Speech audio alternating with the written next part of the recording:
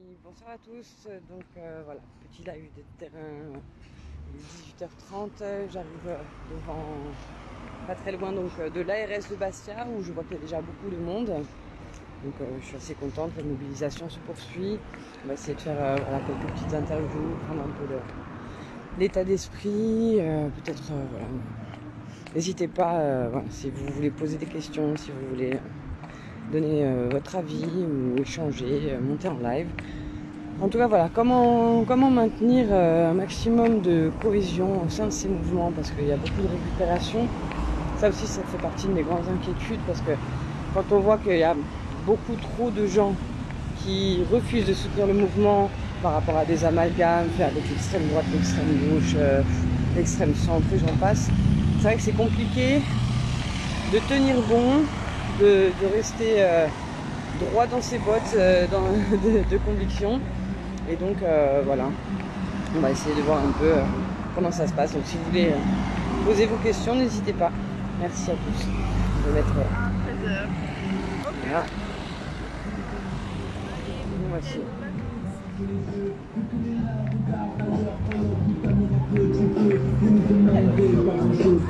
Il y a les journalistes.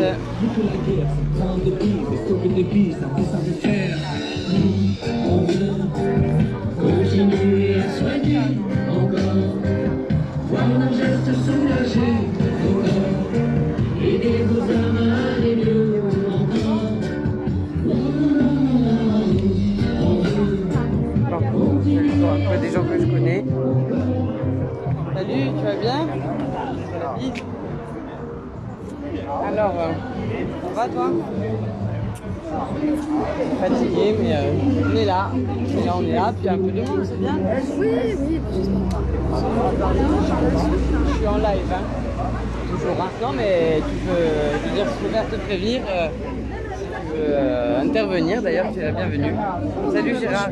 Je viens simplement pour soutenir le film. Bah ouais. Il y a eu des prises de parole déjà ou tu as Pas bien encore. demandé? Pas encore. Il y a Qu'est-ce qu'ils attendent? Je vois qu'il y a Réaction 19 Bastia là. Je sais pas qu'il y a sinon Réaction Covid, ils sont pas là? Je sais pas. Je sais pas. Je sais qu'il y a un ami de Réaction Covid qui va venir, mais je sais pas. Je suis représentante de la CGT. Comment? Représentante de la CGT. D'accord. Qui a appelé l'organisation sociale. Ah, c'est le monsieur que je te présenter alors. Il n'y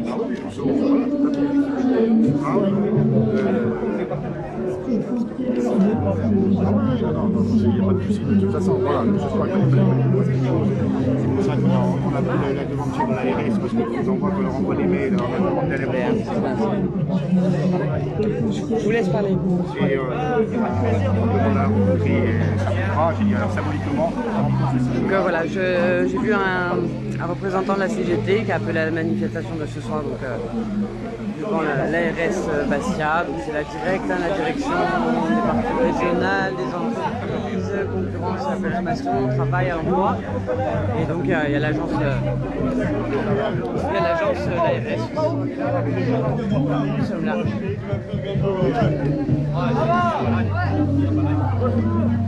J'essaie de voilà, pas trop filmer de gens.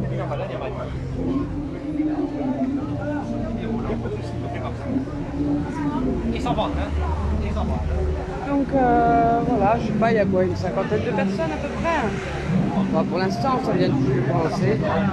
C'est que du personnel soignant. Le t-shirt noir. Bleu plutôt. Ah, je crois pas. Pardon, je laisse terminer. Oui, bien sûr. Merci pour le soutien du 42, Mel.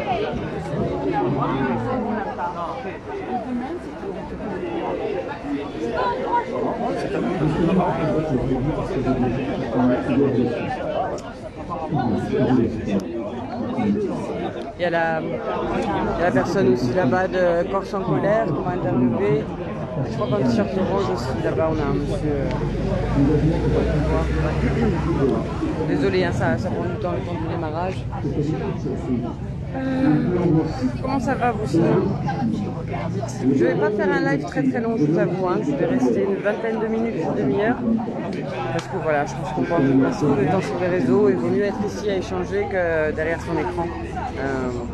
Même si c'est important de partager les informations, c'est important d'être présent sur le terrain et surtout de ne pas lâcher et de montrer une présence réelle, quoi. Parce que c'est bien beau de liker, c'est bien beau de pétitionner, mais il y a énormément de choses qu'on peut faire au quotidien, bien plus efficaces que d'être sur les réseaux sociaux. Et ça nous permet de nous rencontrer, il faut voir le côté utile, hein, mais voilà, c'est comme pour le vaccin, il faut garder le côté bénéfice-risque. Dites-moi si on m'entend bien, parce que j'ai pas pris les écouteurs, ou alors je crois que je l'ai fait, mais s'il faut, je les mets. C'est vrai qu'à l'extérieur...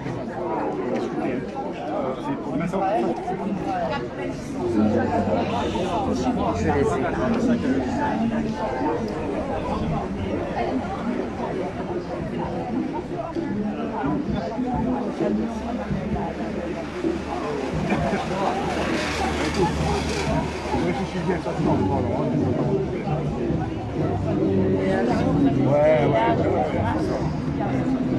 Ouais, il y a quand même pas mal de journalistes, hein, François. Oui. Ça va. Non, c'est juste si je travaille pour le magazine Bouge ta Corse, bonsoir. Et j'aurais voulu faire une petite interview avant ou après le discours, comme vous voulez. Hein, quand Si vous voulez que si on a voulu la faire maintenant, ben, ça prend 2 minutes. Allez. En tout cas, Voilà. on va juste éloigner un peu du son. Voilà. Oui, on entend. Super. Donc voilà, je fais un petit reportage autour de tout ce qui est l'affaire de liberté, les mesures Covid et le fait qu'il n'y ait aucun débat public autour de tout ça, quoi. Et donc voilà, si vous voulez nous donner votre point de vue et les raisons de la mobilisation de ce soir exactement, si vous avez des revendications. alors tout simplement, si tu peux me permettre, c'est notre point de vue. Nous, elle est je veux dire, aujourd'hui, c'est le rassemblement, je dirais, symbolique et un petit peu le ras-le-bol d'entendre tout et rien. Et quand on voit que maintenant ça part dans tous les sens, on nous oblige à être vaccinés sous peine de perdre au mois de septembre votre emploi. Imaginez-vous un petit peu le contexte de tous les soignants. Ce soir, je ne suis pas soignant, mais je représente par le biais de mon syndicat les soignants et les non-soignants, tout le personnel hospitalier. Ils mettent quand même le personnel pour moi en danger, tout corps confondu. Alors c'est pour ça qu'aujourd'hui on fait ce rassemblement symbolique, mais pour dire maintenant stop. Quels sont pour vous les dangers par rapport à la vaccination? Les dangers de la vaccination. Parce que vous dites, ils mettent le personnel en danger. Ben, le personnel en danger, c'est-à-dire que le personnel en danger, moi je le vois dans le sens qu'on oblige le personnel, on crée ce chantage de lui dire, ben voilà, si vous n'êtes pas vacciné, au bout le 15 septembre, ben, vous aurez une mise à pied. Donc, Vous parlez de danger au niveau social, voilà, pas au niveau Après, santé. moi je suis pas médecin, je suis pas chercheur, je ne vais pas rentrer dans ce domaine-là. C'est juste dans le domaine de mettre une crise supplémentaire au niveau des soignants et des non-soignants. Et au niveau des droits et aussi, des droits, tout simplement. on n'a pas imposé un traitement ou un vaccin. Voilà, moi je dis pas le mot vaccin encore. Je vous le dis honnêtement, je dis ce produit. Voilà, moi je dis ce produit, c'est peut-être un peu abusé, mais non, c'est comme ça. Moi je dis ce produit. Moi j'ai mon carnet de santé. Si on doit se faire vacciner, ben, ma preuve c'est le carnet de santé. On vient me le tamponne par un médecin et on va me le tamponner. On va me dire j'ai été vacciné par tel vaccin. Ok, là je suis d'accord. Comme peut-être tout le monde sera d'accord. Pour l'instant c'est un manque d'information. Je pense que le personnel hospitalier, tout corps confondu, a besoin d'autres réponses, d'être soulagé aussi parce que ils en ont marre. Ils en ont marre tout simplement. Ils travaillent, ils n'arrêtent pas. Il y a moins d'un an, on les applaudissait à 20h et là maintenant on est en train de les aplatir. On devrait applaudir nos élus à 20h plutôt que de leur donner un salaire. Ben, je sais pas, ça, je sais pas, ils devraient se pencher sur ce gros problème. Il faudrait nous voir sur le terrain ce Voilà, qui se quelles passe. seraient les solutions éventuellement à apporter pour une reprise d'un dialogue social Ben, moi j'aimerais que notre direction discute avec nous et puis nous soulage, nous dise quelque chose de réconfortant. Alors je sais pas, peut-être qu'ils attendent eux aussi des informations, je sais pas, mais il faudrait qu'ils communiquent. C'est la communication Il qui y a un manque. refus Hein. de communication. Ben, pour l'instant, on dirait. Hein. Voilà, donc la CGT, ce soir, est devant l'ARS pour dire maintenant, stop, il faut qu'on dise, il faut qu'on rassure le personnel. Voilà. C'est une mobilisation intersyndicale ou c'est uniquement la CGT? Non, on aurait bien aimé, mais non, c'est la CGT. Chacun fait la sienne. Ben, écoutez, nous sommes là ce soir. D'accord, très bien. Ben, merci beaucoup. Je vous remercie. Bonne journée, au revoir. Voilà. Première petite interview. Alors, ça va? Tu vois. Ouais, bah écoute, hein, on fait aller hein, avec tout ce qui nous tombe au quotidien à gérer et toute cette crise-là qui commence à être vraiment pénible parce que plus je vois, plus je fais de micro-trottoirs, plus les gens sont divisés sur la question et ça crée du divisé pour mieux régner en permanence. Moi, ce que je disais, Je suis en live, hein. ce que je disais hier au médecin agrès, il y a un truc qu'il ne faut pas oublier, c'est ce qu'ils sont en train de faire là, avec la santé. Je pense qu'il ne faut pas penser que, comment dire, il n'y a pas que le passeport et l'obligation, il faut penser au-dessus. Parce que si on rentre dans le jeu, si on laisse tomber, qu'on rentre dans l'obligation, que c'est inscrit dans le marbre, après ton corps il t'appartient plus. Hein. Ah oui. Ton corps il appartient à Big Pharma. Déjà, il appartient Non mais c'est ce que j'explique, il faut que les gens comprennent bien, on se bat pour ça. Et Mais ton tu corps sais, il t'appartient. Ça fait tellement longtemps qu'il y a un glissement de terrain là-dessus. T'as vu, En le ce moment- Ségur de la santé, il n'a rien servi. Ils ont encore diminué des lits. Hein. Oui, oui. Et il a pas arrêté de mentir. Mais Il faut arrêter quoi. Sur la question du corps qui n'appartient plus, on le voit ce glissement de terrain. Ça va les amis? Ça va. Je suis en direct, mais après je vais couper. Donc là en ce moment, je travaille pas mal avec des personnes victimes de l'aide sociale à l'enfance et j'ai plusieurs cas de personnes sous cotorep depuis quelques années. Mais c'est scandaleux. Ils n'ont plus la main sur rien Il y a du plus tout. de limite. Et il n'y a pas vraiment de contrôle là-dessus, de savoir la personne quels sont ses besoins. C'est pas du tout adapté à la personne. Et surtout, c'est que pour le choix de tout, même de la vaccination, on leur impose des trucs. Et Mais il n'y a plus de limite. Le problème, c'est qu'une fois que tu acceptes ça, tu es dans l'acceptation, ça va être inscrit dans le marbre. Demain, ils veulent changer de stratégie, enfin de vaccin, ils peuvent te mettre n'importe quoi, parce que ce qu'ils veulent, c'est te mettre un vaccin génique. Hein. Oui. C'est- Quand tu vois Donc, sur c'est pas le 20 vaccin ans, traditionnel. Hein. Quand tu vois sur 30 ans comment c'est arrivé, tu vois, il y a eu déjà le sida Ouais. qui nous a bien traumatisés. Et puis après, il y a eu tout un tas de maladies. Tu sais, moi je me souviens très bien, ma fille elle avait 4 ans, le H1N1.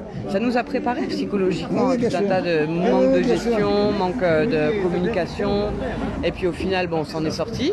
Et puis petit à petit, en fait, chaque tentative, on s'en sort de moins en moins bien et on perd des droits, on perd des libertés, on perd de J'ai des santé. amis autour de moi, ils sont pas là pour notre santé, c'est pas vrai, ça se saurait. Ils ont menti sur Tchernobyl, ils ont menti sur le sang contaminé, sur les médiators, sur les produits phytosanitaires. Ils ont déposé des moratoires à Bruxelles, là. Ils se moquent de qui? Et ils veulent nous sauver d'un virus qui fait pratiquement aucun mort. Je veux dire, mais c'est une absurdité totale, tout est surdimensionné. Et j'ai envie que les gens comprennent que ce qu'ils sont en train de faire. Il y avait un monsieur qui avait traversé Voilà, avec un bus. Ils font tout pour nous. C'est louche quoi quand on force les gens à se vacciner contre un virus finalement qui est. Je veux dire, on va tous mourir, mais pas de ça quoi. Je veux dire, on va- Ça c'est sûr, et puis on n'est pas des surcoûts. mais ils sont dans l'absurdité totale, mais ils savent très bien ce qu'ils font quand même. J'ai déjà encorté quelqu'un que je dirais son nom. Il travaille à la mairie, il me dit mais ils savent pas ce qu'ils font, ils sont pas intelligents, mais je vais tu plaisantes, ils sont 10 fois plus intelligents que toi. Tout ça c'est préparé. On te traite toi de complotiste, c'est drôle ça. Ça les arrange bien qu'on les prenne pour des cons. Toujours mais la même pas du tout, sémantique, le même verbatim tout le temps, à la télé, les médias, et tout est bien. Et puis moi je vois des gens autour de moi, ils ont peur. Ils ont peur. Là, ils se vaccinent parce qu'ils ont peur de perdre leur boulot et ils ont peur surtout de ne pas voyager et de ne pas aller au restaurant, mais ça vaut le coup de faire quelques sacrifices hein, pour retrouver notre liberté, point final. Excuse-moi Mara, je suis plus à la page peut-être, Cotorep, Curatel, ce que tu veux. Enfin, tu as bien compris le principe. Hein. On va se rapprocher peut-être du micro. Le monsieur a raison, ça fait... A raison, ça c'est ça. Tu sais ce que j'aimerais proposer, Oui, vas-y. s'il y a des gens, parce que moi ça fait un moment que ça me trotte dans la tête, parce qu'il y a des gens qui vont certainement te virer. Moi je suis prêt à offrir le logement à quelqu'un. Le logement et puis le travail aussi, parce qu'il y a plein de métiers dans la, non, mais je veux dire, en attendant, de demain. En attendant, moi je les embauche pour faire mon média. Non, mais je veux dire, c'est en attendant les gens. Et ben voilà. Vous avez la possibilité de vous loger et moi j'ai la possibilité de vous embaucher. Donc, j'ai un couple sans problème avec un gosse. On trouvera des solutions. Je reçois à portée, ils n'ont pas de logement, ils n'ont rien à bouffer, moi il n'y a pas de souci. Vous voyez que le collectif, on va être là pour assurer et puis s'en sortir sans eux, sans problème. Parce que la solidarité face à la privation de liberté, face à des situations aussi terribles que celle qui est à l'heure actuelle, on va réussir à s'entraîner. Je vais prendre le discours. On va respecter un petit peu tout ça. Le port du masque, je le répète. Alors si vous voulez, si on est tous prêts, on va y aller. 2020, égaux. 2021, égoïste. La crise sanitaire a démontré l'importance capitale de nos métiers. Nous sommes présents malgré les conditions de travail sans cesse détériorées, du fait d'organisations imposées, ignorant la réalité du terrain. Nous ne sommes ni pro ni anti-vaccins. Il y a déjà 4 vaccins obligatoires. Nous sommes favorables à la liberté de choix, car cette décision doit rester personnelle. Nous avons déposé ce préavis de grève illimité à compter de ce jour, car nous trouvons scandaleux que les héros d'hier soient stigmatisés aujourd'hui et considérés comme des principaux vecteurs de la contagion, alors qu'ils accueillent des usagers en première ligne depuis le début de la crise sanitaire.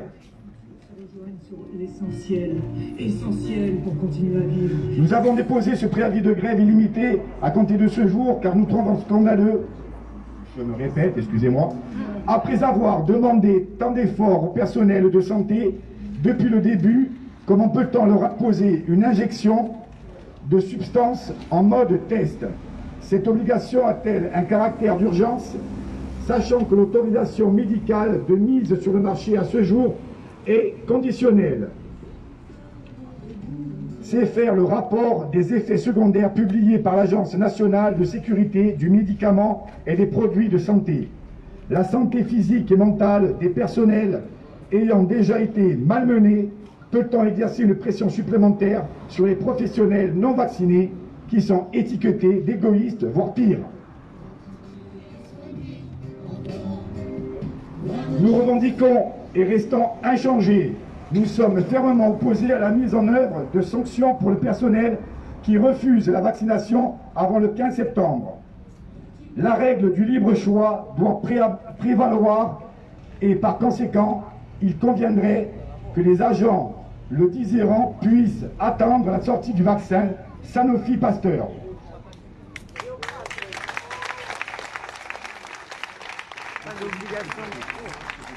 Un peu plus fort, un peu plus fort. Nous souhaitons que l'ensemble des agents qui refusent la vaccination puissent bénéficier d'une réaffectation, réorientation professionnelle et temporaire.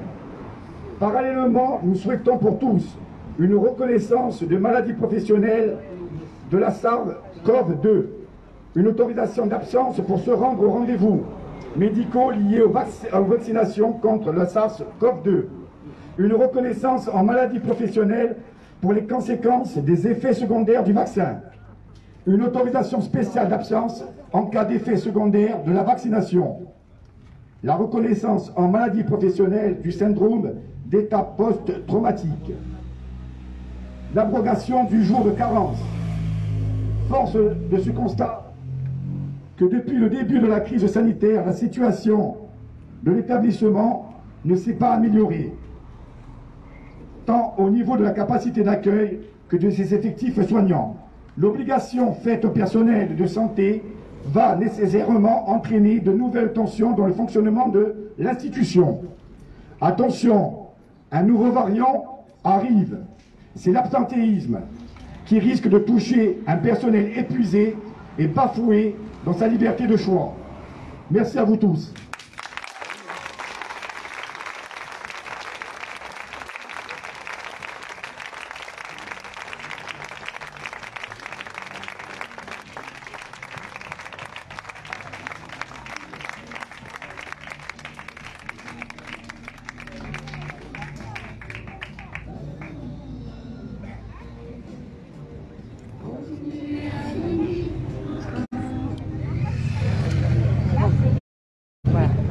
fait.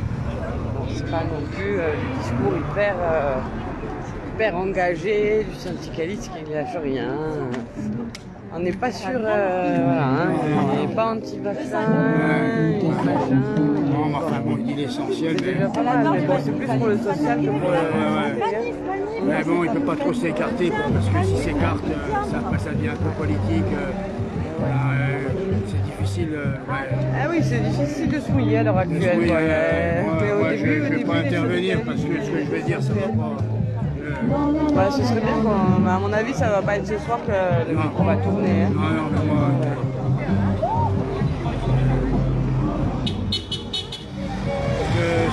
Bon, déjà, la vaccination ne devrait pas être obligatoire. Bah, je vais essayer de prendre quelques soignants ce soir. Il y a bien des gens qui veulent. S'il y a des gens qui veulent faire une petite interview, un soignant. Ouais, il me reste plus beaucoup de batterie. Ouais, ça va, merci. Alors, tac, tac. Pardon. Tu l'as avisé, hein, je ne croyais pas. Pour le magazine Bouche à Corse, est-ce qu'il y aurait des soignants qui voudraient faire une petite interview rapide? Demain soir, il y a le rassemblement à 19h à la préfecture. Pardon, j'ai pas compris. Pour le magazine Bouche à Corse, est-ce que vous souhaiteriez faire une petite interview? Oui, là-dessus, sur quoi il y a tellement à dire. Là-dessus, on vous laisse totalement la parole, on est en direct, donc il n'y a pas de coupure, vous dites exactement ce que vous voulez. Soit je me filme moi, soit je vous filme vous. Vous pouvez donner votre nom. Oui, c'est eux qui organisent. Je l'ai déjà interviewé, mais vous, en tant que personnel soignant, si vous avez un message à passer, eh bien, on vous laisse le micro et vous exprimer aussi bien sur la gestion Covid, l'obligation vaccinale, sur la situation à l'heure actuelle dans l'hôpital, comment ça se passe, la gestion de tout ça. Nous, on est libéraux, alors je ne sais pas. Ah, vous n'êtes pas à l'hôpital directement? Si ça vous intéresse plus l'hôpital, il y a toujours des gens. Oui, non, mais ça peut être aussi faites de la. Moi, j'ai déjà parlé, donc bon, après, c'est pas que je veux pas dire, mais. Bah, dites-moi si vous connaissez des gens qui seraient susceptibles d'avoir des choses. Greg, Qui, Greg? quelqu'un peut parler de l'hôpital? Quelqu'un peut parler de l'hôpital? Non, moi je suis tenu au secret professionnel, madame. Merci. Je me doute. Pour me prévenir. Comment? Je suis juste venu là pour me prévenir dans l'ARS. D'accord. Et est-ce que vous auriez des personnes qui sont moins concernées par le comment vous appelez Le secret professionnel. Voilà, le secret professionnel. Non, mais sur les conditions de travail. Après, moi je reste filmé, je vous filme pas. Si vous voulez, ça peut être une interview anonyme. Enfin, juste pour nous exprimer un peu votre point de vue sur tout ça. Et puis comment, éventuellement, si vous aviez des solutions aussi, ce que vous apporteriez, vous, si vous étiez en capacité de pouvoir choisir. Parce que, Voilà, je suis pas en capacité de choisir. Donc non, mais voilà, à partir de là, imaginons, on a un peu d'imagination encore. Vous avez la possibilité de choisir qu'est-ce que vous feriez vous par rapport à la gestion de cette crise. Qu'est-ce que vous pourriez apporter, voilà, à l'échelle comme individuelle, vous savez ce que je fais comme métier? Je ne sais pas, non, c'est le monsieur qui m'a dit, Greg. Je suis mamie de radio, par contre je vais pas vous filmer. Ah non, moi je me filme moi, vous voyez, mais on vous entend par contre. Voilà. C'est moi. Non, j'ai pas les commentaires. Ah, vous voulez pas? D'accord, non mais. Il y a des gens qui sont Moi, je le fais, c'est pas j'ai déjà parlé, voilà. j'ai pas envie de. Si ça vous entend, on peut juste un peu s'écarter du monde, comme ça on entendra mieux. En plus, je vous fais vous déplacer, vous êtes personnel soignant, handicapé. Qu'est-ce qui vous arrive? Je suis cassé la tête. Aïe.